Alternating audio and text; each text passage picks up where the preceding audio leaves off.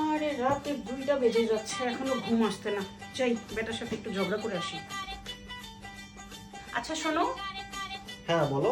মনে করো একদিকে পৃথিবীর সব থেকে সুন্দরী একটা মেয়ে, আর একদিকে আমি, তাহলে তুমি কাকে বিয়ে করতা?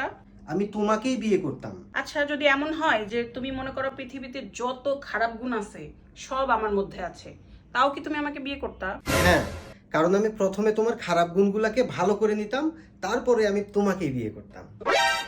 আচ্ছা আচ্ছা মনে করো তুমি আমাকে পৃথিবীতে খুঁজেই পাইলা না, তাহলে তুমি কাকে বিয়ে করতা?